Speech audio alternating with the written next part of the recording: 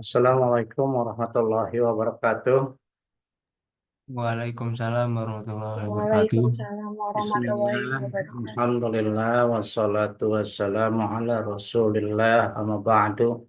Qala rabbi shrah li sadri, wa yassir li amri, wa hlul 'uqdatam min lisani yafqahu qawli. Allahumma ftah lana hikmataka wansur alaina min hazaini rahmatika ya arhamar rahimin. Rabbi zidna ilma warzuqna fahma radina billahi robba abil islami dina wa bi muhammadin nabiyya wa rasulah. Nah, hadirin sekalian, pada pertemuan kali ini kita pertemuan online. Walaupun tadi saya sempat ke kampus gitu ya, terus pulang lagi karena rumah saya dekat. Ya, makanya baru di-share tadi. Saya tahunya offline. Ya, selanjutnya dari sekalian, pada kali ini kita membahas pertemuan yang ke-9 yaitu terkait dengan tasawuf. Tasawuf itu model pembelajaran, artinya orang-orang yang ingin mencapai kepada akhlak tertinggi atau orang-orang yang ingin mencapai derajat tinggi di sisi Allah Subhanahu wa taala. Secara bahasa, tasawuf itu ada yang mengatakan sufah, diambil dari kata sufah, serambi tempat duduk di Masjid Nabawi atau Masjid Madinah. Ada yang mengatakan sofa, sofa itu artinya bersih atau jernih. Karena orang-orang sufi itu membersihkan bukan cuma anggota zahir, tapi membersihkan anggota batin.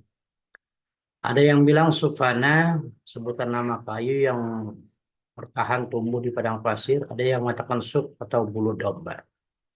Ya, jadi disebut sufi gitu ya, orang-orang yang ya, semacam ini gitu. Orang-orang yang memakai bulu domba juga disebut mutasawif gitu ya.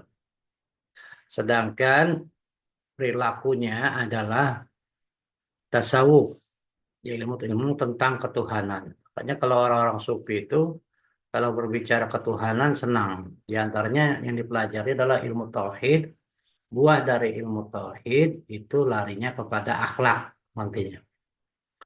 Nah, pengertian secara terminologi, ya secara istilah, tasawuf diartikan sangat varian, ya, variatif, ya. Di antaranya Syekh Junaid al-Baghdadi yang hidup tahun 910 Masehi. Beliau mendefinisikan bahwasanya tasawuf itu setiap sifat mulia dan mengambil setiap sifat mulia dan meninggalkan setiap sifat rendah. Itu Syekh Junaid al-Baghdadi. Beliau itu termasuk wali besar, ulama eh, yang sangat terkenal pada zamannya dan sangat dimuliakan pada zamannya. Karena di antaranya Syekh Junaid al-Baghdadi terkenal orang yang mendawamkan sholat sunnahnya sampai 400 rakaat. Selain ilmunya sangat tinggi, beliau ahli tasawuf dan juga perintis tarekat Naqsyabandiyah yang diambil dari sanadnya dari Sayyidina Abu Bakar As-Siddiq. Nah, beliau kalau sholat sunnah, kalau lagi sehat, itu sekitar 400 rakaat kurang lebih. Saking asyiknya, hmm, bercengkrama bahasanya. Ini ya, para ahli sufi bercengkrama dengan Allah. Nah, Syekh Abdul Hasan As-Sazili yang kedua adalah seorang wali besar juga. Beliau termasuk wali empat penjuru angin, wali hak ya. Beliau seorang wali yang juga sangat kaya gitu ya. Yang hidup sekitar tahun 1259. Ya, beliau di sufi besar di Afrika Utara yang menimbrisikan tasawuf sebagai praktik dan latihan diri melalui cinta yang dalam dan ibadah untuk kembalikan diri kepada jalan Tuhan. Nah, Syekh Abi Hasan Asyadzili terkenal sebagai tokoh wali yang memudahkan para pengikutnya. Ya. Dan beliau sangat gemar menolong orang lain. Karena memang beliau seorang wali yang kaya, beliau sangat gemar menolong orang lain ya dengan memberikan kelebihan dari hartanya. Gitu ya. Rajin bersedekah. Dan ajaran-ajarannya banyak dipakai di Indonesia. Karena memang ajarannya termasuk ajaran yang ringan dalam latihan ibadahnya. Ya, muridnya yang terkenal yaitu Absen udah absen belum? Belum sih kayaknya dah. Abdul Fadil Hasan bin Lu udah gedein suaranya. Ridha Apa ya. makin sedikit kita? Yaitu tokoh Tapi kita amin ya. Iya. Ada. orang yang pengarang kitab Al-Hikam. Nah, Abu Sahal At-Turtusi mendefinisikan tasawuf. Ini beliau ahli tarekat semuanya. Orang yang hatinya jernih, kotoran, penuh pemik, ya, jernih dari kotoran, penuh pemikiran, terputus hubungan dengan manusia dan memandang antara emas dan kerikil, gitu ya. Ini bahasa bahasa simbol, gitu ya, atau bahasa kinayah kiasan.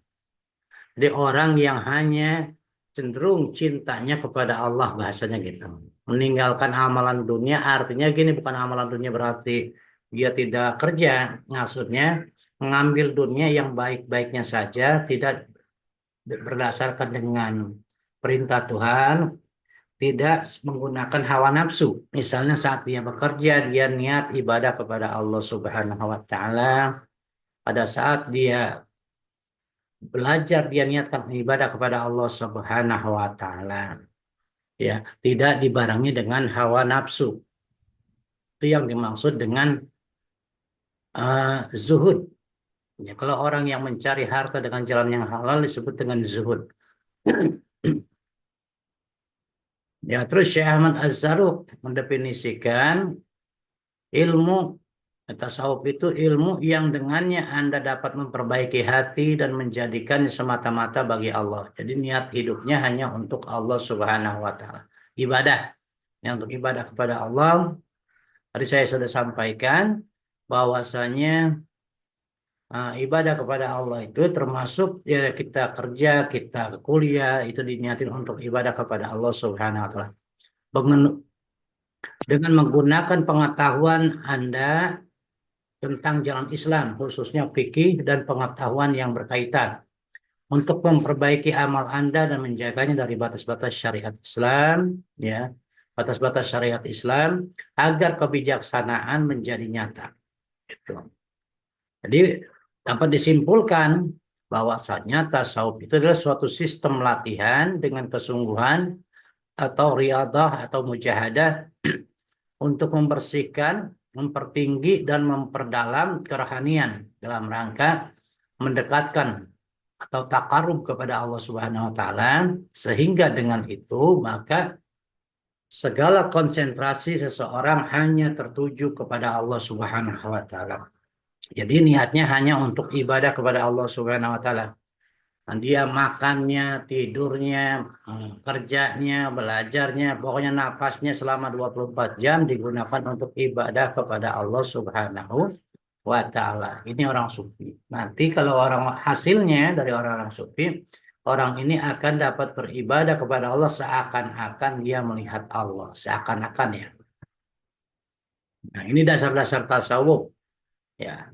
Dalam Al-Quran, walillahil masyriq wal masyriq wal maghribu fa innama tuwallu fasamma wajhullah innallaha wasi'un alam. Ini hasil dari orang yang telah mengamalkan tasawuf, yang sudah kenal sama Allah, dan kepunyaan Allah lah timur dan barat, maka kemanapun kamu menghadap, disitulah wajah Allah. Sesungguhnya Allah maha luas rahmatnya, lagi maha mengetahui. Ini hasil dari sebuah tasawuf. Jadi kalau seseorang mengamalkan tasawuf, dia sudah mengenal kepada Allah dimanapun dia berada di situ, dia seakan-akan diawasi oleh Allah Subhanahu Wa Taala. Dia bukan seakan-akan dia merasa diawasi oleh Allah Subhanahu Wa Taala, sehingga perbuatannya itu baik dan bagus. Di dalam dalil yang kedua, wa idza sa'alaka ibadi anni fa inni qarib. Apabila ada hambaku yang bertanya kepadaku tentang aku, jawablah ya Muhammad, sesungguhnya aku ini dekat. Ujibu da'wat da'i. Aku akan menghijabah doa-doa bila dia berdoa.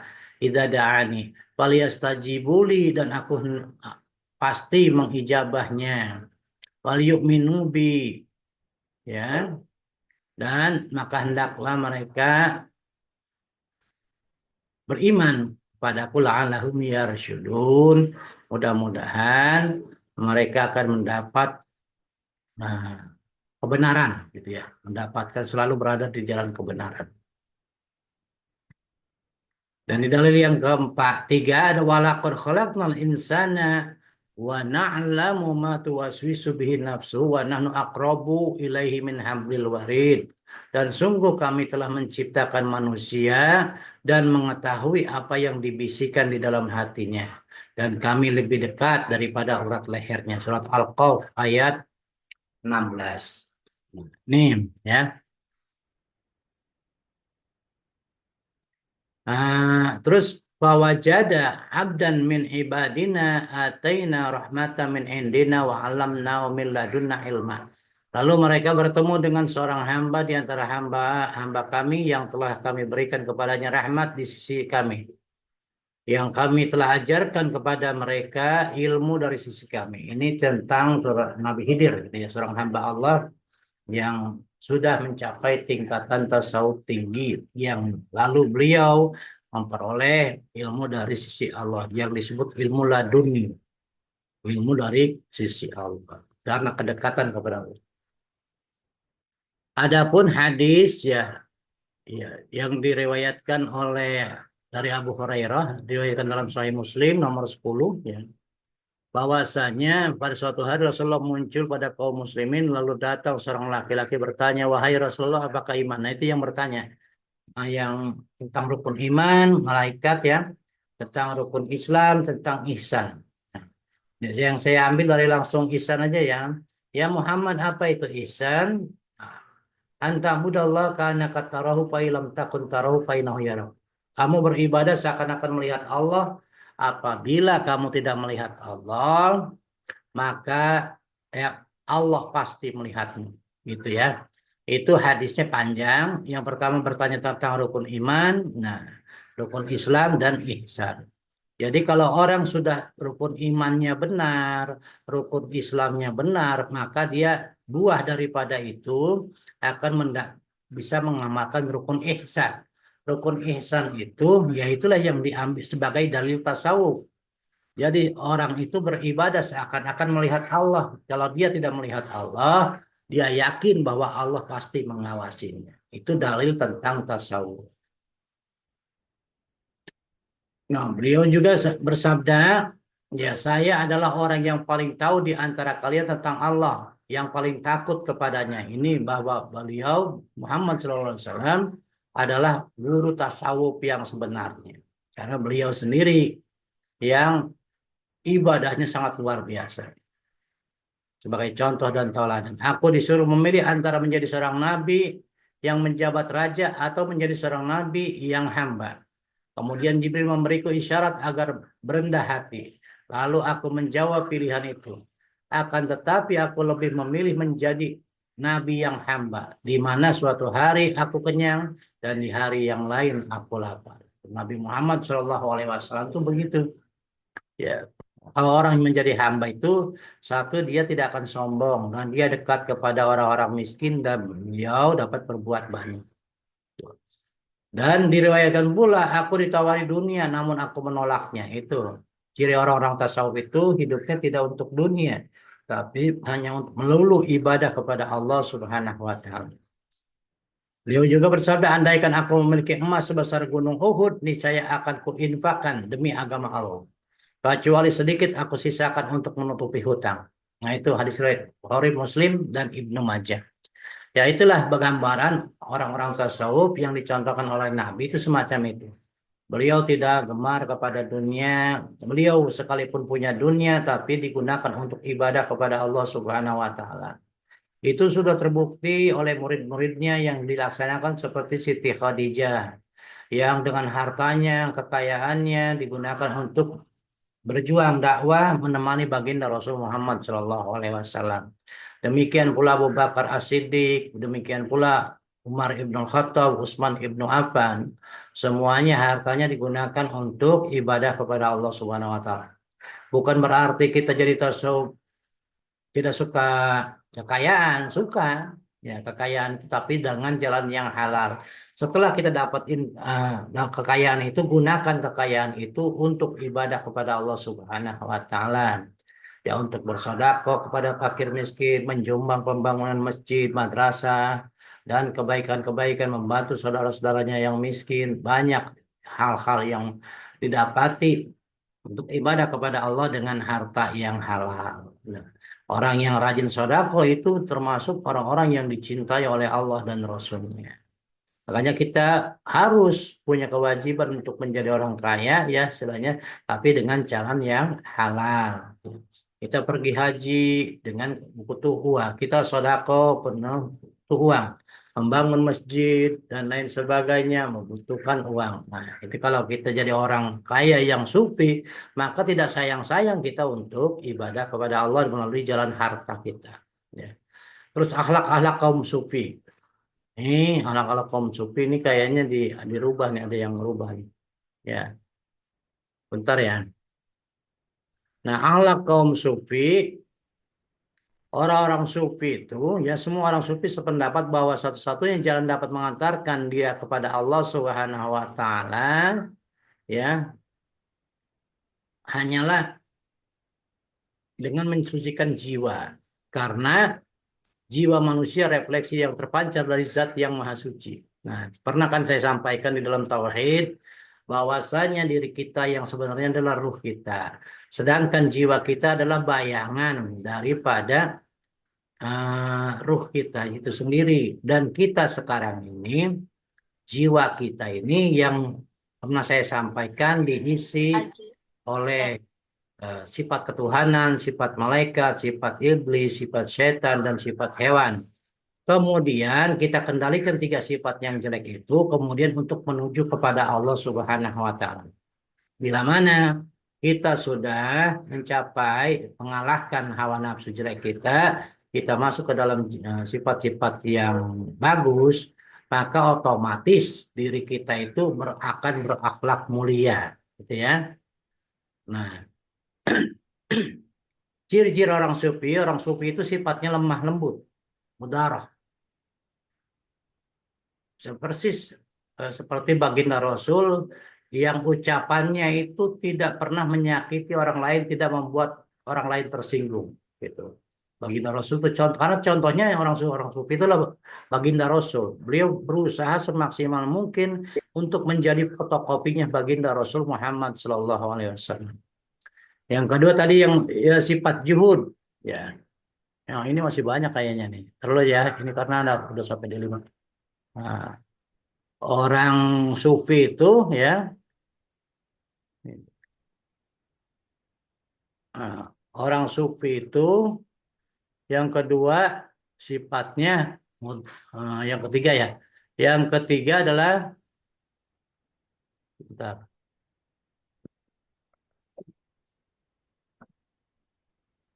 eh,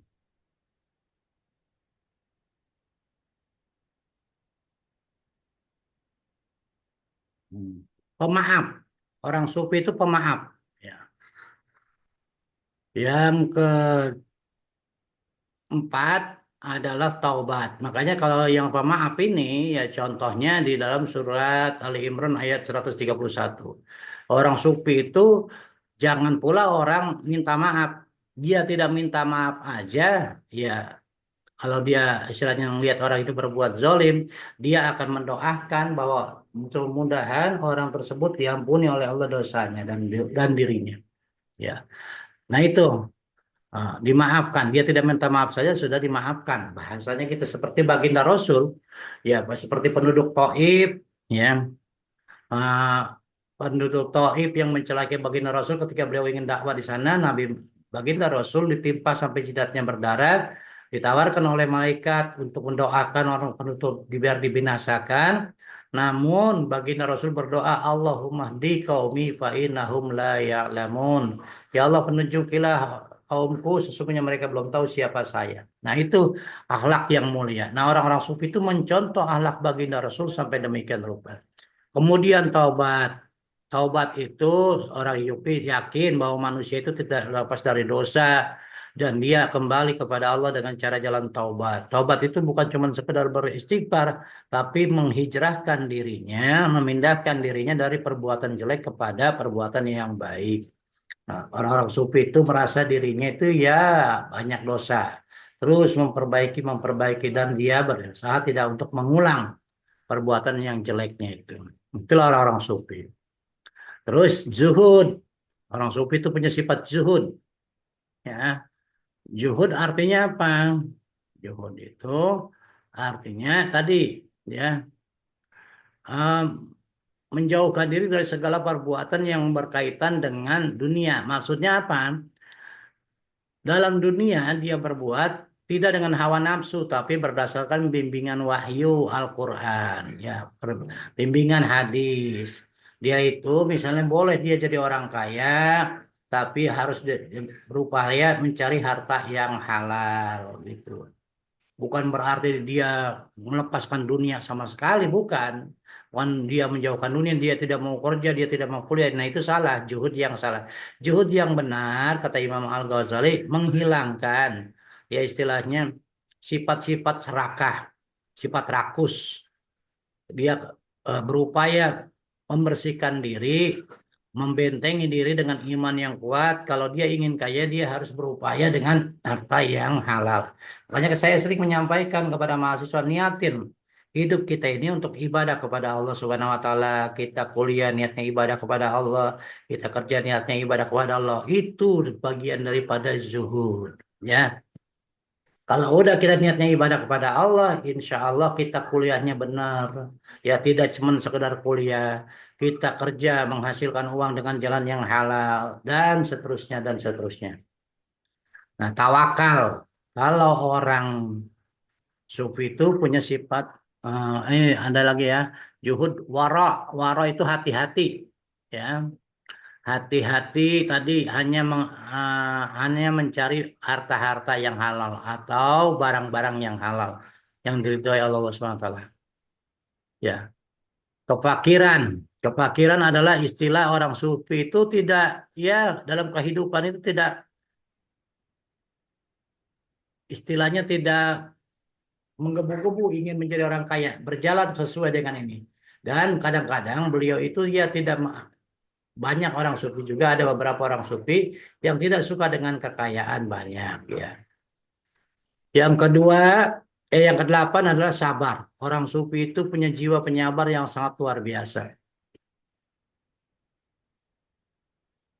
Yang selanjutnya adalah tawakal. Nah, orang sufi terus berupaya semaksimal mungkin. Setelah dia berupaya semaksimal mungkin, semuanya hasilnya diserahkan kepada Allah Subhanahu wa taala dengan penuh rasa syukur kepada Allah Subhanahu wa taala. Itu disebutnya tawakal.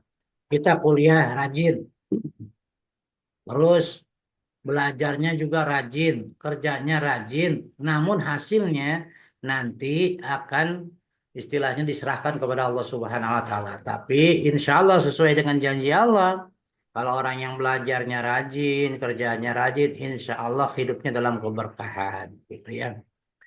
Yang ke-10 adalah ridha. Orang yang sufi itu dia akan ridha dengan apa yang telah diputuskan oleh Allah Subhanahu wa taala. Apakah itu berupa kebaikan maupun kejelekan, semuanya diterima dengan lapang dada, dengan penuh rasa syukur kepada Allah Subhanahu wa taala. Ya. Itu orang-orang gambaran orang sufi dari sekalian. Kalau nah,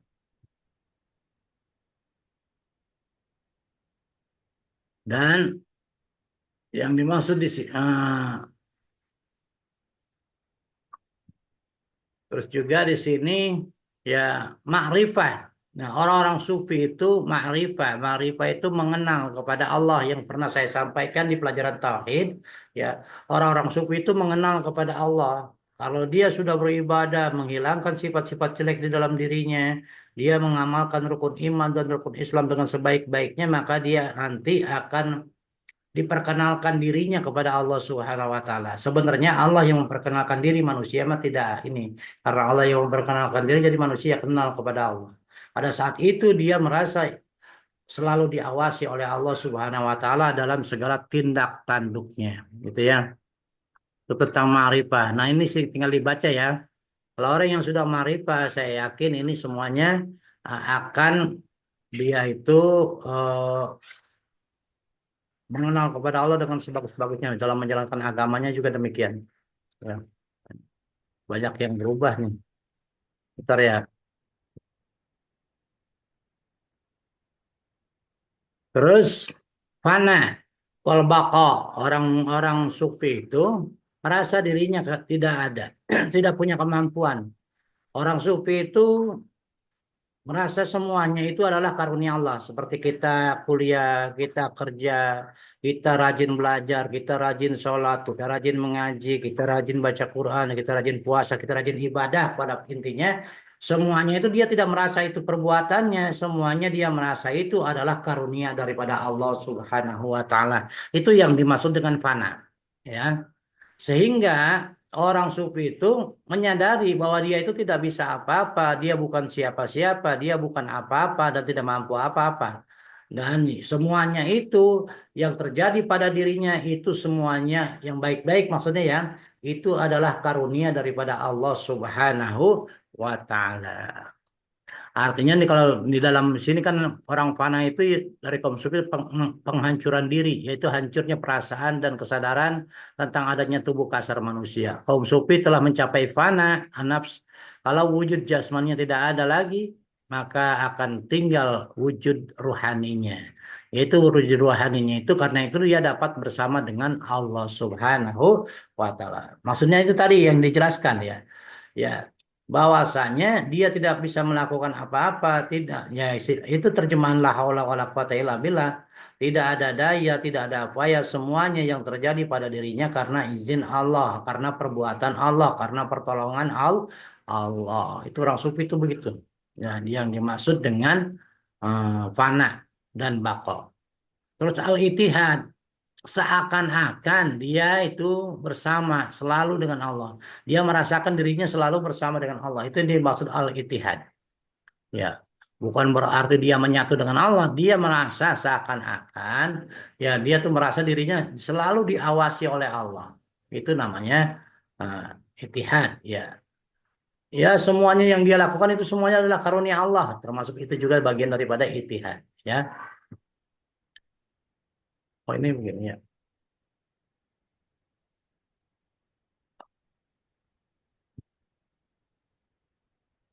Perlu kecil ini. Oh, ini banyak yang ada berubah nih. Jadi ada kesulitan nih. Ada yang ini, ada yang nah di sini ya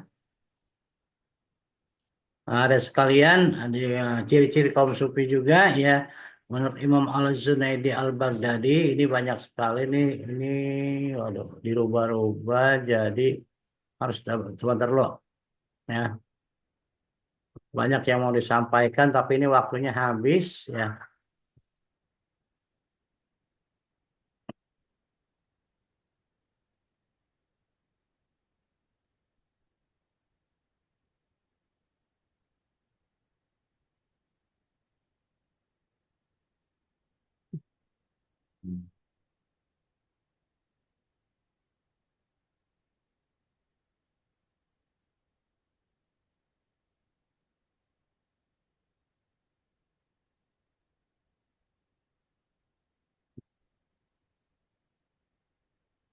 Barangkali itu saja dari sekalian, waktunya sudah habis ya tentang kaum sufi.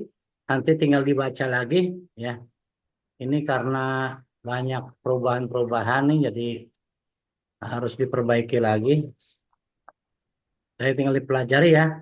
Bahwasanya kaum sufi itu adalah orang-orang yang berusaha semaksimal mungkin untuk mencontoh Allah Subhanahu, mencontoh baginda Rasul secara maksimal, gitu ya. Jadi pada intinya itu orang-orang disebutnya al-arif billah. Kalau orang-orang yang sudah mencontoh Allah dan Rasulnya, ya, ini disebutnya al-arif billah, orang yang sudah kenal sama Allah, atau bahasanya para kekasih-kekasih Allah. Itu saja ya. Barangkali ini saja. Silakan kalau mau ada yang ditanyakan terkait dengan proses pembelajaran tasawuf ini. Nah, untuk selanjutnya dari sekalian, karena ini materinya masih banyak ya, waktunya sudah habis. Nanti setelah ini tolong dikerjakan soal-soal ini nih. Soal-soal yang telah diberikan di sini, nanti akan saya buka eh, tugasnya itu ya. Itu saja yang dapat saya sampaikan. Terima kasih atas segala perhatian. Wallahu muwaffiq ila aqwamit thoriq. Wassalamualaikum warahmatullahi wabarakatuh. Ya, Pak absen, Pak. Nah, Waalaikumsalam. siap, Ben. Silakan, ini siapa? Enden tidak hadir ya? Pak, Bimo hadir, Pak. Bimo hadir. Hadir. Adira. Adira tidak ada. Ada Pak. Oh, Enden hadir, Pak. Saya Habudin, Pak. Saya berdua sama Enden. Bimo, Pak. Bimo, Pak. Bimo. coba lihat bukannya. Itu udah belum, Pak? Terus Andika Prastio, Fadila, Hadir, Pak. Enden nggak dibuka. Okta belum Pak. Okta. Ya, terus Rizky Ibrahim Hafiz. Ilham. On cam. Muhammad Ilham mana Muhammad Ilham? Azharawan. Hadir, Pak. Hadir, Pak. Bimo. Pak Intan Pak. Bimo mana Bimo? Hadir, Pak. Muhammad Ilham, Pak. Muhammad Ilham, Hadir, Pak. Pak. Hadir, Muhammad Pak. Ilham Bimo ada. hadir, Pak. Anissa nggak ada ya? Pak, saya Buden lagi. Ya, ya. Pak, saya Buden. Anissa enggak? Enden, Pak. Nabil, Pak. Nabil. Anissa nggak ada ya? Enden lagi di LS, Pak. Belum, Mas. Anissa dengan Azharawani nggak hadir. Pak. Oh, Azharawani ada. Belum. Coba tanya. Pak, saya Habudin sudah belum, Pak? Pak lagi di LS.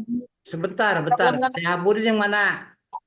Hadir, Pak. Saya sama Enden. Saya berdua, Pak. Aku nama sih. Sehabudin sama Enden. Ya. Ya. Ini Anissa mana Anissa? Ya, makasih, Pak. Coba. Ya. Bimo belum Bimo, hadir. Pak. Bimo, Pak. Okta Pak. Okta ya, Okta ada. Intan, mana Pak. ya? Ya Bimo Yogo, Pak. Intan udah belum Pak. Bimo nggak ada fotonya, nggak ada itunya, gambarnya. Pak Ryan, Pak. Ryan ada, ya. Intan Pak. Intan. Ya. Rian, Pak. Rian. Nila Citra Intan udah ya. belum Pak. Ini lagi direkam, makanya nanti dibuat bukti ntar ya.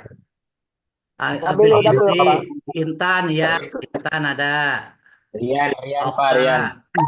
Kemarin yang nilainya 100 siapa kemarin? Saya, Pak. Siapa? Bimo. Saya, Pak. Yang benar. Kayaknya si ini ya. Brian. Brian ada, Brian. And then Anissa ada ya tadi ya. Yaudah, cukup kali ya. Pak, Rian, kita Pak, Rian. habis. Pak. Saya live ya. Selanjutnya kerjakan tugas ya.